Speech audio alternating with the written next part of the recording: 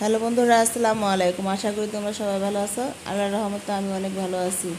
আমি আজকে তোমাদের সাথে শেয়ার করব পাটিসাপটা পিঠা। তার জন্য লাগছে তাল, গুঁড়া দুধ, আখের গুড়, নারকেল কুড়া এবং সুজি এবং আতপ চাউলের গুঁড়া। আমি নারকেলটা আগেই কুড়িয়ে রেখেছি, তোমরা দেখেছো।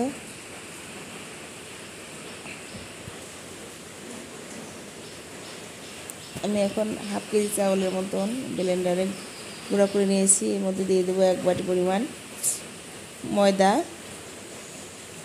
এর মধ্যে দিয়ে দেবো আমি কিছু পরিমাণ তাল,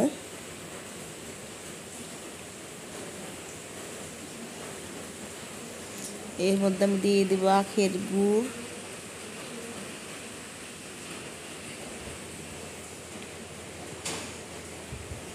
এগুলো আমি ভালো করে মাখিয়ে নেব। এর মধ্যে সামান্য পরিমাণ লবণও দিয়ে দিবেন, আমিও দিয়ে দিয়েছি।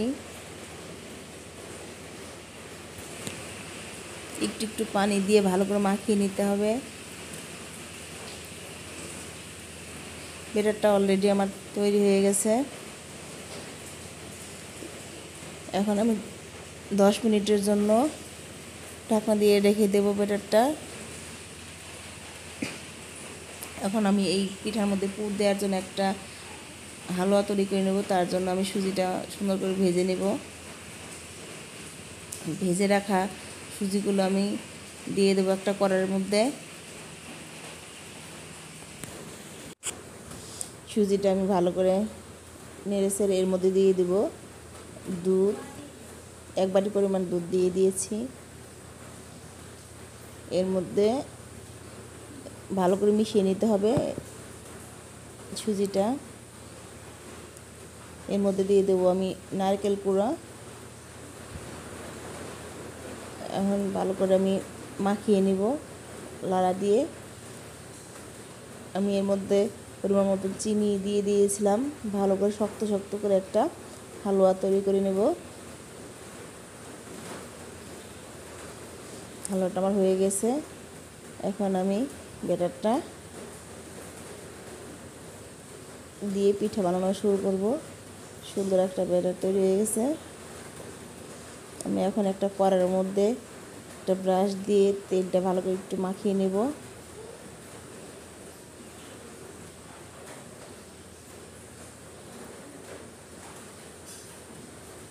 কড়াইয়ের মধ্যে আমি এটা দিয়ে দেব, দিয়ে ভালো করে ঘুরিয়ে ঘুরিয়ে একটু বড় করে নেব।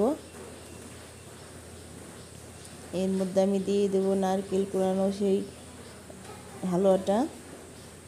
আমি হাত দিয়ে নিচ্ছি বন্ধুরা, কারণ এইটা একটু আঠালো জাতীয়, তো এটা চামচ দিয়ে ভালো করে দেওয়া যাচ্ছিল না, সেজন্য আমি হাত ব্যবহার করেছি। আমি এটা এখন উল্টিয়ে উল্টিয়ে দেব।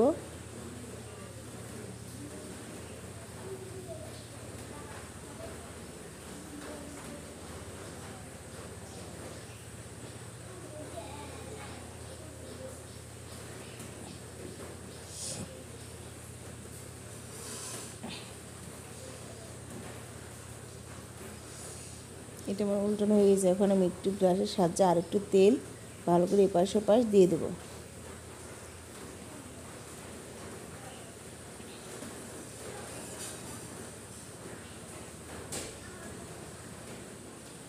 আমি এখন পিঠাটা নামিয়ে নেব।